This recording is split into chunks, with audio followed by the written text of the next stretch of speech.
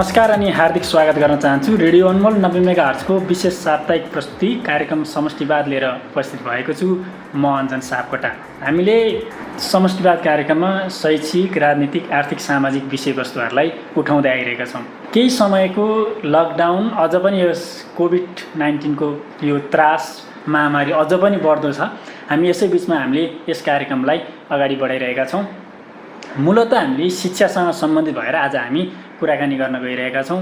शैक्षिक वातावरण कस्तो छ, कोभिडले गर्दाखेरि अथवा कोरोना भाइरसले हाम्रो समाजमा पारेको प्रभावले शिक्षा क्षेत्रमा चाहिँ कस्तो असर परिरहेको अवस्था छ त, यसले भोलिका दिनहरूमा शिक्षालाई कसरी अगाडि लिएर जान सकिन्छ र हाम्रो शिक्षामा भएको अहिले एक्जामहरू, जाँचहरू चाहिँ सबै विश्वविद्यालयको सबै जाँचहरू रोकिरहेको अवस्था छ। यसले गर्दाखेरि विद्यार्थीलाई कस्तो असर परिरहेको छ र भोलि यो कुराहरूले चाहिँ हामी सबैलाई कस्तो असर पार्छ त, मूलभूत रूपमा राष्ट्रिय रूपमा यसलाई हेर्दाखेरि चाहिँ कस्तो असर पर्छ भन्ने विषयलाई लिएर आज हामी कुराकानी गर्न गइरहेका छौँ। पाटन संयुक्त क्याम्पसको क्याम्पस प्रमुख हुनुहुन्छ डाक्टर लक्ष्मण सिंह कुँवर। हामी उहाँसँग कुराकानी गर्न गइरहेका छौँ। सरलाई स्वागत छ। धन्यवाद। अहिले जुन कोभिडले गर्दाखेरि वातावरण एकदमै यो शिक्षा क्षेत्र मात्रै होइन, हुन त सबै क्षेत्रलाई चाहिँ एउटा डामाडोल अवस्था छ। मूलभूत रूपमा जनशक्ति राष्ट्रलाई उत्पादन गर्ने एउटा थलो शिक्षा, यसले हरेक क्षेत्रको जनशक्ति उत्पादन गर्छ।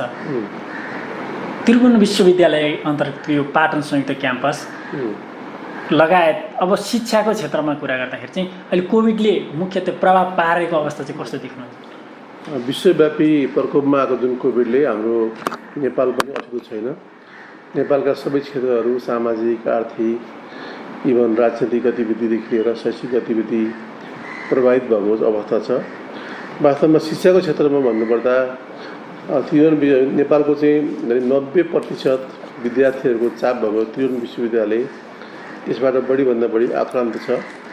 त्यसमा माथि पनि कस्तो भन्दाखेरि कोभिडले गर्दाखेरि हामीले हुनुपर्ने नियमित परीक्षाहरू, नियमित कक्षाहरू, नियमित परीक्षाहरू सञ्चालन गर्न नसकेको अवस्था छ। त्रिभुवन विश्वविद्यालयको निर्देशनअनुसार केही समय अगाडि हामीले अनलाइन क्लास सुरुवात गरे तापनि विद्यार्थीको सहभागिता चाहिँ विश्वविद्यालय अपेक्षा गरे अनुसार हुन सकेन। सुरुका दिनहरूमा लगभग 60% विद्यार्थीहरू सहभागी भए तापनि त्यो क्रमशः चाहिँ घट्दो क्रममा छ।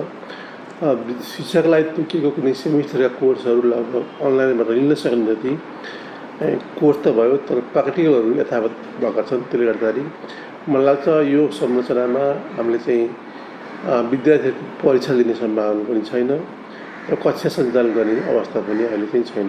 के व्यवस्थित गरेर गर्न सक्ने अवस्था छ कि छैन? यसमा चाहिँ अब खास गरी चाहिँ हामीले व्यवस्थित गर्ने भनेको आइटी टेक्नोलोजीलाई चाहिँ इम्प्रुभ गर्ने हो।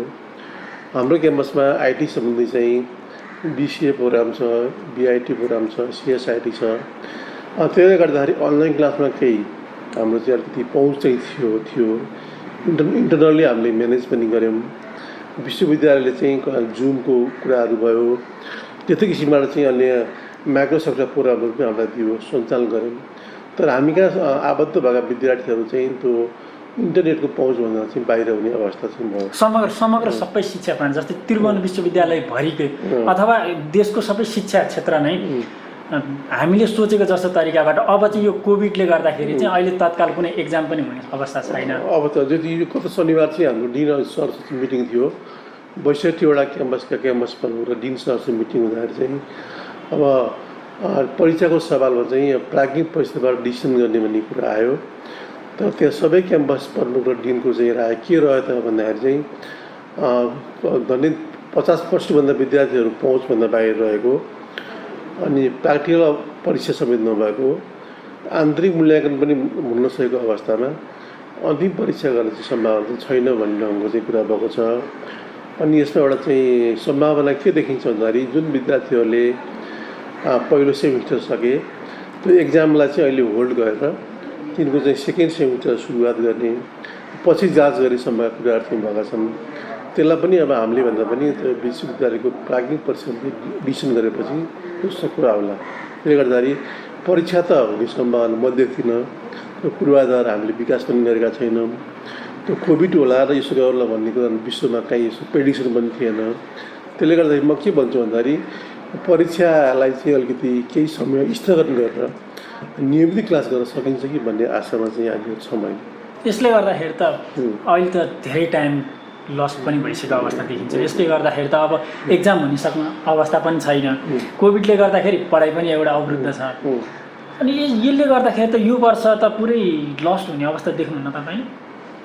अब यस्तो यसलाई चाहिँ यसरी बुझ्नु पऱ्यो। अब कोभिड मान्छेको कति कुराहरू त एक्जाम त पुरै सरेर गइसकेको अवस्था छ। यो प्रश्न चाहिँ अब समस्यायी पनि छ, जटिल पनि छ प्रश्न चाहिँ।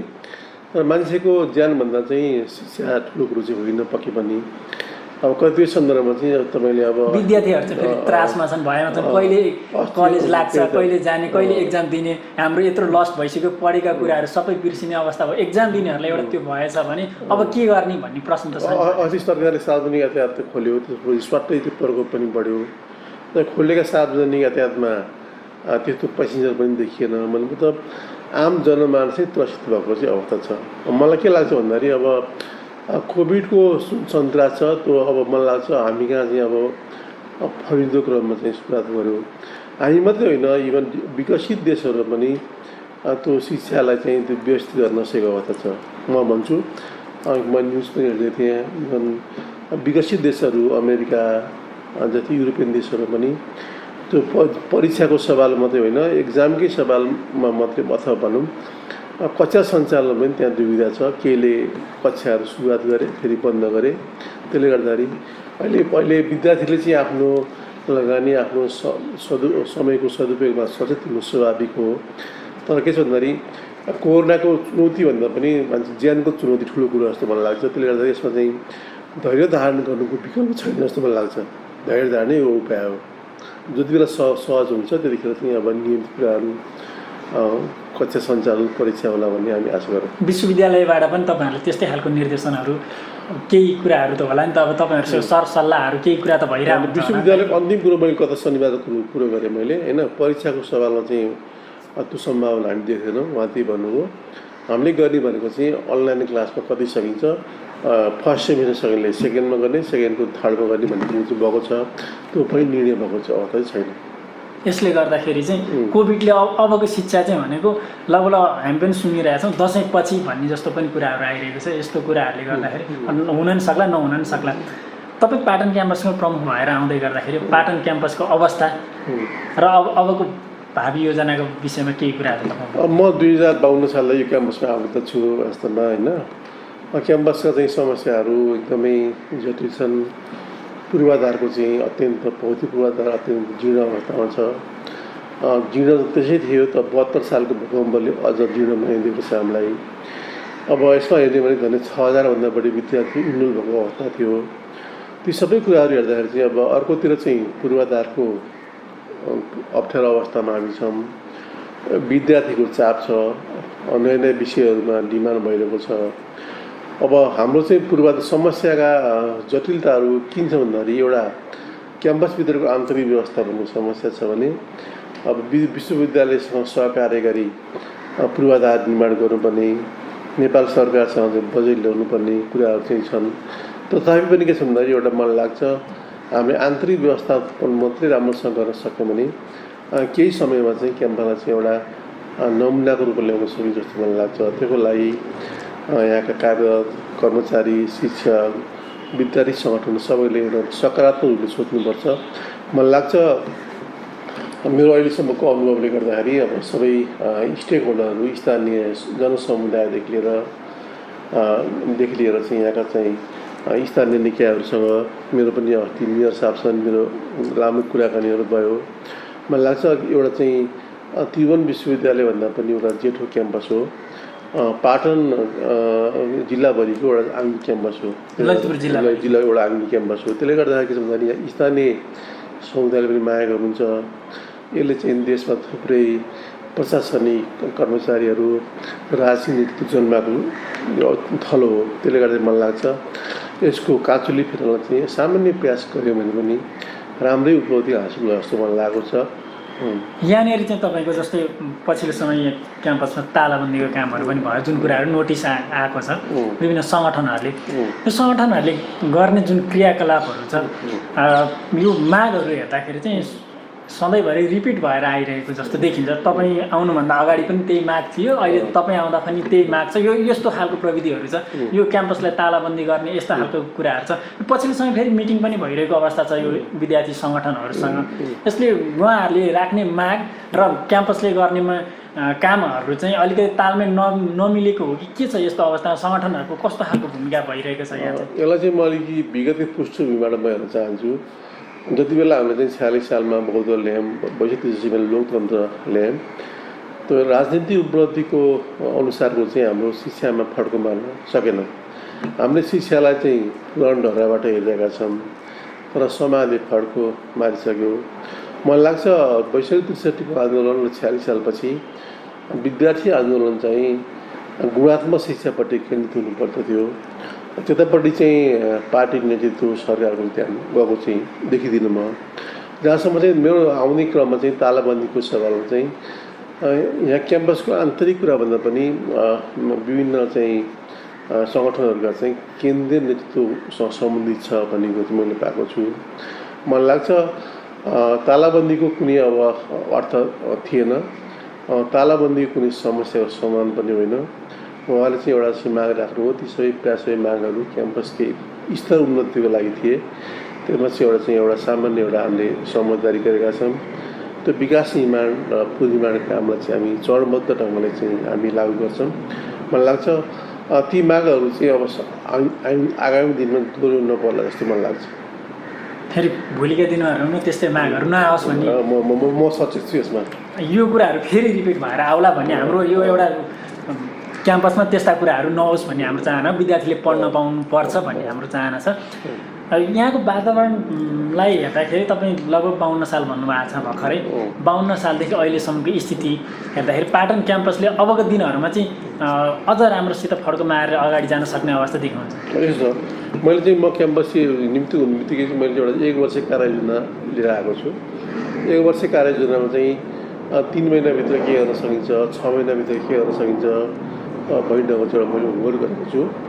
मैले गरेका होमवर्कहरू विद्यार्थी सङ्घ संगठनहरूसँग, क्याम्पसका प्राध्यापकहरूसँग मैले छलफल गरिरहेको छु। त्यसलाई चाहिँ एउटा विधिवत ढङ्गबाट लियो भने चाहिँ मलाई लाग्छ यसले दीर्घकालीन रूपमा चाहिँ क्याम्पसले काँचुली फेर्छ। मैले चाहिँ के छ भन्दाखेरि मैले हरेकको सल्लाह र सुझाव अनुसार चाहिँ योजनाबद्ध ढङ्गबाट चाहिँ हाम्रो क्याम्पसका गतिविधिहरू अब बढ्छ जस्तो मलाई लाग्छ। विद्यार्थीका जति पनि अब मागहरू छन् ती मलाई लाग्छ विद्यार्थीकै हक र क्याम्पसकै उन्नतिको लागि छन्। त्यसमा हामीले कुनै कन्जुसाइ गर्नुपर्ने आवश्यकता छैन। तथापि पनि के छ भन्दाखेरि अब अहिले लकडाउनको समयले चाहिँ एउटा आर्थिक मन्दीको अवस्थामा बितेको छ।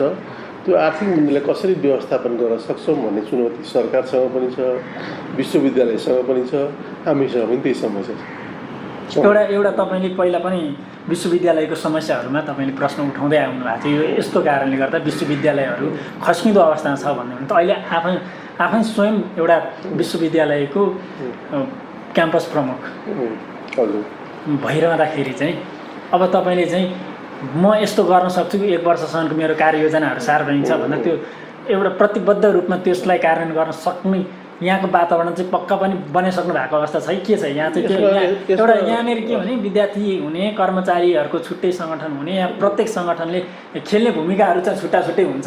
यसले गर्दाखेरि पार्ने प्रभाव झनै ठुलो अर्को हुन सक्ला। तर तपाईँले बनाएको त्यो 1 वर्षको प्लानिङभित्र चाहिँ जस्तै तपाईँ आफैले देखाइरहेको समस्याहरू चाहिँ भोलि यो समस्या चाहिँ म बसेको कलेज क्याम्पसमा चाहिँ म समाधान गरेर जान सक्छु भन्ने तपाईँलाई आत्मविश्वास छ? यो समसामयिक एउटा उठ्ने सवाल पनि हो। मलाई के लाग्छ भन्दाखेरि अब त्रिभुवन विश्वविद्यालय र पाटन क्याम्पस यहाँभन्दा तल जाने अवस्था छैन। यहाँभन्दा तल जाने ठाउँ देख्दिनँ म। किन त्यसले गर्दा तल पुगेपछि माथि आउनुको विकल्प पनि छैन। त्यसले गर्दाखेरि अब आउने भनेको माथि उठ्ने हो। सबैले आफ्ना कमजोरीहरू जानेका छन्, रियलाइज गर्नु पऱ्यो। किन भन्दाखेरि पाटन क्याम्पसको उत्थानमा नै सबैले केन्द्रमा राखेर हेर्ने हो। अथवा पाटन क्याम्पस भनेको विश्वविद्यालयको एउटा अङ्ग हो भनेर राख्यो भने मलाई लाग्छ हिजोका घटनाक्रमहरूले मुक्ति पाउनेछन् जस्तो मलाई लाग्छ। त्यसले गर्दा के छ भन्दाखेरि एउटा लिडरसिप गर्ने कुराहरू मैले जुन कुराहरू गरेको छु, मैले हिजो मात्रै हाम्रो मेयर साहब चिरी बाबुसँग मैले कुराहरू गरेँ। क्याम्पस योजनासँग मैले सेयर गरेको छु। यहाँका चाहिँ ढलका व्यवस्थापन, पर्खालका व्यवस्थापनदेखि चाहिँ उहाँले पनि एक सुन्दर एउटा एउटा सकारात्मक रूपले चाहिँ अब अगाडि बढ्नुपर्छ भन्ने चाहिँ कुरा राख्नुभएको छ। जहाँसम्मको सवाल के छ भन्दाखेरि अब निश्चय पनि अब समस्या चाहिँ छ। मलाई लाग्छ अब विश्वविद्यालयले पनि अब फड्को नपारिकन त्रिभुवन विश्वविद्यालय विगतको साथ जोगाउन सक्दैन। पाटन क्याम्पस पनि त्यही हो। सबैलाई थाहा छ इतिहासमा त्यो सङ्गठनले त्यो नेताले के गल्ती गर्यो, कुन क्याम्पसको पालामा कहाँ मिस्टेक भयो, त्यसलाई कसरी सुधार्न सकिन्छ भन्ने समीक्षा गर्ने बेला चाहिँ भइसकेको छ। मलाई लाग्छ सबैले आफ्नो ठाउँमा समीक्षा गर्ने हो। व्यक्तिगत स्वार्थलाई पर राखेर पाटन क्याम्पसकै स्वार्थ राख्ने हो भने संस्था उँभो लाग्ने चाहिँ समस्या छैन, अगाडि जान सक्छ। अब कोरोनाले गरेको प्रभावले त अब विश्वविद्यालय अब त शिक्षा क्षेत्र नै अहिले त अवस्था नै अलि नाजुक जस्तै छ। अब भोलिका दिनहरूमा चाहिँ कस्तो देख्नुहुन्छ? अब कसरी जाने जस्तो? ठिक छ, शिक्षालाई नै यो पनि सान्दर्भिक कुरा हो। अब हामीले बनाउने चाहिँ ओभरअल विश्वविद्यालयकै रूपमा त्रिभुवन विश्वविद्यालयले गर्ने चाहिँ अब ओभरअल विकास गर्ने भने चाहिँ अब बन्ने बिल्डिङहरू बन्ने चाहिँ कार्ययोजनाहरू चाहिँ अब इन्फर्मेसन टेक्नोलोजीको बेसमा हुनु पऱ्यो। अब यस्ता कोरोना त अर्को रूप पनि आउन सक्छ। ती चुनौती पार गर्नको लागि मलाई के गर्नु पऱ्यो भन्दाखेरि अब लकडाउन भए पनि कक्षा सञ्चालन हुने प्र्याक्टिकल हुने ढङ्गबाट चाहिँ त्यो विश्वविद्यालय त्यसरी होमवर्क गर्नुपर्छ। जहाँसम्म पाटन क्याम्पसको सवालमा पनि मैले भनेको छु, जुन बिल्डिङहरूमा चाहिँ आइटी बेस गर्न सकिन्छ ती बिल्डिङहरू चाहिँ त्यही अनुसारको संरचनाहरूको स्थापना गर्ने भन्ने ढङ्गबाट छु। त्यसले गर्दा आइटी संरचनाको विकल्प अब देखिएन। त्यसले गर्दाखेरि अब बिल्डिङको संरचनाकरणदेखि लिएर बिल्डिङको व्यवस्थापनदेखि लिएर त्यसको प्रयोगसम्म चाहिँ आइटी फ्रेन्डली गर्ने चाहिँ हाम्रो योजना चाहिँ छ। त्यसै अनुसारको चाहिँ योजना चाहिँ मेरो 1 वर्षीय कार्ययोजना पनि छ। त्यो कुराहरू इम्प्लिमेन्टेसन भएर जान्छ। नयाँ बिल्डिङहरूमा हुन्छ। नयाँ बिल्डिङ अब आउँदै पनि छ। अहिले जस्तै अब इकोनोमिक्स बिल्डिङ नयाँ बिल्डिङ हो, हामी त्यसमा युज गर्छौँ। साइन्समा चाहिँ एउटा 1 तला बनेको छ, हामी त्यो युज गर्छौँ। यो व्यवस्थापन पनि नयाँ बिल्डिङ हो, त्यहाँ पनि आइटी टेक्नोलोजी फिट गर्न सकिन्छ। अब बिल्डिङहरू अरू थपिँदैछ, कोर्सहरू पनि अरू नयाँ कोर्सहरू आउँदैछ। यस्तो छ अब हाम्रो चाहिँ पुनर्निर्माण प्राधिकरणले दिने कमिटमेन्ट गरेको छ होइन कि अब विश्वविद्यालयसँग पनि अब हामीसँग एउटा एग्रिमेन्ट गरेको बजेट छ। त्यो बजेट अहिले दिन सक्ने हो कि होइन एउटा पार्ट छ। त्यही पनि अब ढिलो चाँडो अब बजेट त नलाइकन छुट्टी छैन होइन। अब हाम्रो आन्तरिक स्रोत पनि केहरू होला हामी हेर्छौँ। यसमा बिस्तारै नयाँ निर्माण गर्ने, पुनर्निर्माण गर्ने, भएका चाहिँ रिसोर्सहरूलाई चाहिँ बढीभन्दा बढी उपयोग गर्ने, त्यही नै हाम्रो उपाय हो। अब यहाँ एकदम साना कुराहरू चाहिँ पाटन क्याम्पसको समस्याहरू देखिन्छ। प्रत्येक विद्यार्थी सङ्गठनहरूले प्रायः उठाउने, तालाबन्दी गर्ने यस्ता कामहरू भएका छन्। म यो केही कुराहरू उठाउँछु। यहाँका खानेपानीको कुराहरू, अहिले पछिल्लो समय कोभिडको कुराहरूलाई लिएर सेनिटाइजरका कुराहरूलाई ल्याएर क्लास सञ्चालन गर्ने, अनलाइन क्लासका सञ्चालन गर्ने कुराहरू गरिरहनु भएको छ। खानेपानी, टोयलेट, अन्य कुराहरू यहाँ धेरै कुराहरू चाहिँ धेरै वर्षदेखि उठेको र त्यसलाई चाहिँ समाधान नभएको विषयहरू छन्। यहाँ त्यही कुरा चाहिँ यहाँ सङ्गठनले उठाउने, बारम्बार त्यही कुरा उठाएर यहाँ विद्यार्थीलाई पनि अलिकति पढ्ने इन्भाइरोमेन्ट पनि नहुने जस्तो अवस्था चाहिँ यहाँ देखिन्छ। तैपनि अब तपाईँ आइसक्नु भएको छ, अबको दिनहरूमा चाहिँ यस्ता कुराहरू चाहिँ दोहोरिने अवस्था छ कि छैन सर? किनभने यो कुराहरू चाहिँ धेरै वर्ष 20औं वर्षदेखि चाहिँ त्यही समस्या मात्रै उठ्यो भन्ने कुरा चाहिँ छैन। अब यसमा चाहिँ अब कस्तो छ भन्दाखेरि हाम्रो जुन लोकेसन हेर्दा चाहिँ सामान्य लाग्छ। हाम्रो लोकेसन छ, त्यो लोकेसनहरू चाहिँ स्थानीय जनसमुदायसँग यो क्याम्पस सरकार राख्छ। यो तपाईँ सिम्पल रूपमा कुरा गर्ने भने चाहिँ जति तपाईँले खानेपानी धारा कुरा गर्ने भने क्यान्टिनको व्यवस्थापन, क्यान्टिन कुरा गर्ने त्यो समय सिम्पल कुराहरू गर्ने भने चाहिँ खानेपानी शौचालय कुरा गर्ने भने अब एउटा समस्या चाहिँ व्यवस्थापनको समस्या भएको छ। किन छ भन्दाखेरि तपाईँको चाहिँ अब जसले सिक्युरिटी गर्नुपर्ने हो। अब कस्तो भन्दाखेरि यहाँका चाहिँ हाम्रो विद्यार्थी भाइ बहिनीहरू अफिस टाइमभन्दा पनि अघि पछि क्याम्पसमा छिर्दिने, बितामा पनि आएर चाहिँ छिर्दिने, त्यो छिराएको आएर चाहिँ लोकल मान्छेहरूले क्याम्पसमा छिर्दिने, तिनले चाहिँ शौचालयलाई फोहोर गरिदिने, भएका धारटुटीहरू भाँचिदिने, त्यो चाहिँ लामो समयदेखि चाहिँ त्यो रोग चाहिँ छ हाम्रो। त्यसले गर्दा के भन्दाखेरि क्याम्पस प्रशासन जति जिम्मेवारी छ, विद्यार्थीहरू पनि त्यो क्याम्पसको व्यवस्थापनमा त्यो सहभागी हुनुपर्छ भन्ने मलाई लाग्छ। मैले यो विद्यार्थी सङ्गठनको त्यो पनि राखेको छु। हामीले आज धारो बनायो, भोलि धाराको टुटी हुनु होइन। अब त्यति सबै कुरा के छ भन्दाखेरि अब जस्तै यो केही पाटनका चाहिँ के होटल एरियामा रात बस्ने मान्छेहरूको चाहिँ त्यो बिल्डिङहरूमा चाहिँ त्यो शौचालयहरू छैनन्। उनीहरूले चाहिँ युज गर्ने भनेको चाहिँ पाटन क्याम्पस शौचालय हो। त्यसले गर्दा एउटा व्यवस्थापन गर्ने चाहिँ त्यो एउटा गाह्रो हो। जहाँसम्म खानेपानीको सवालमा चाहिँ अब हामीले चाहिँ एउटा कार्ययोजना बनाएका छौँ। अब खानेपानीको सवालमा चाहिँ त्यो एउटा मान्छेको इसेन्सियल अत्यावश्यक सेवा हो होइन। अहिले अहिले हामीले चाहिँ अब किनेर चाहिँ मिनरल वाटर चाहिँ हामी खुवाउने गरेका छौँ।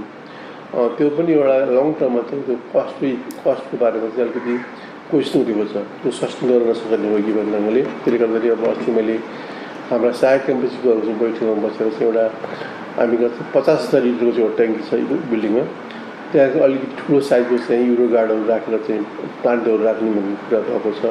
त्यसले गर्दा खानेपानीको समस्या चाहिँ अब केही महिनामा त्यो हल हुन्छ। शौचालयको व्यवस्थापनमा चाहिँ कस्तो छ भन्दाखेरि अहिले पनि मैले भने यदि सबैले त्यहाँका शिक्षक कर्मचारी स्थानीय जनसमुदायहरू चाहिँ अनुशासित र मर्यादित ढङ्गबाट रहने हो भने त्यो समस्या रहन्छ। भनेपछि बाहिरबाट पनि मान्छे यहाँ भित्र आउने चाहिँ त्यो क्रम छ। त्यसले गर्दाखेरि चाहिँ शौचालयको व्यवस्थापन गर्नुपर्छ। जस्तै त्यहाँ बस पार्क छ, बस पार्क खलासी रहने ठाउँ हो होइन। अब गेटबाट छिरेर होस् कि तारबाट छिरेर होस् कि तपाईँ बिदामा आएर हेर्नु भने चाहिँ यहाँ सारा बच्चाहरू खेल्दा हुन्छ होइन।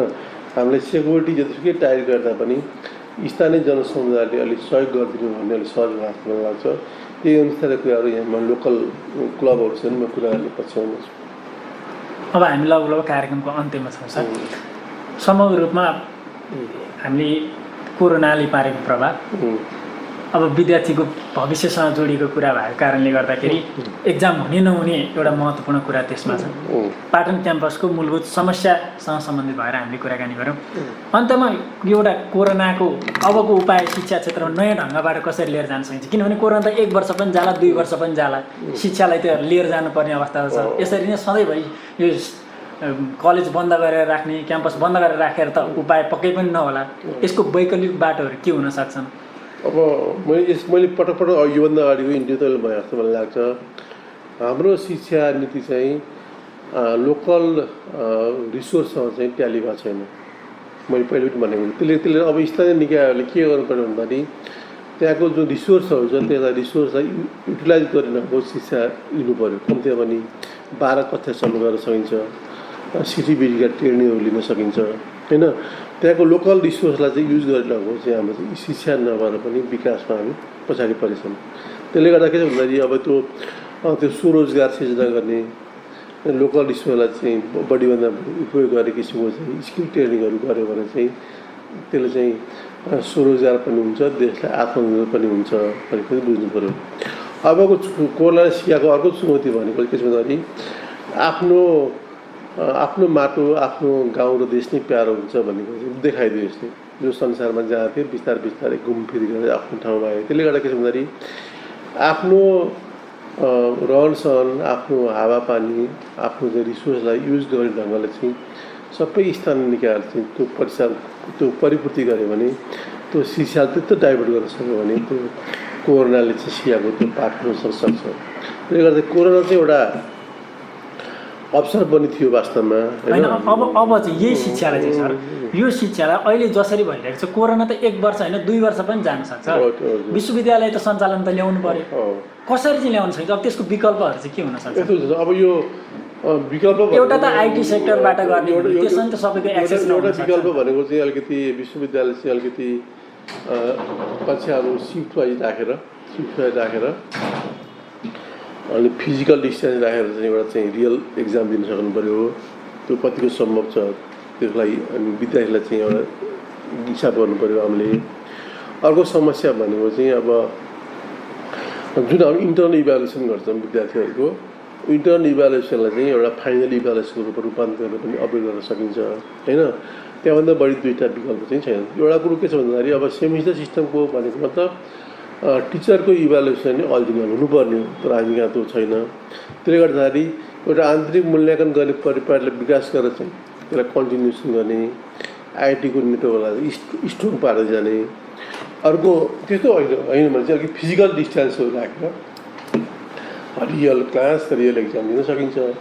त्यो हाम्रो जस्तो क्याम्पसमा कति सम्भव छ भन्ने अर्थमा हेऱ्यो भने चाहिँ अलिकति त्यसलाई सिफ्ट वाइज गरेर चाहिँ सेक्सन वाइज गर्न सकिन्छ कि त्यो लागि हामीले होमवर्क त गर्न सकेका छैन। मैले यो कुरा विश्वविद्यालयमाथि उठेको छ कि छैन, यो यस्ता कुराहरू तपाईँहरूको सल्लाह सुझाव त जान्छ? अनि यसमा अस्तिको एउटा चाहिँ मिटिङमा चाहिँ खासै जाँचको बारेमा कुरा भयो, तत्काल जाँच गर्न सकिन्न भन्ने कुरो मात्रै उठाएको छ। ठिक छ, कुनै बेलामा चाहिँ विश्वविद्यालय चाहिँ हामीलाई कुरा पऱ्यो भने हामी यस्तो सल्लाह पनि दिन सक्छौँ।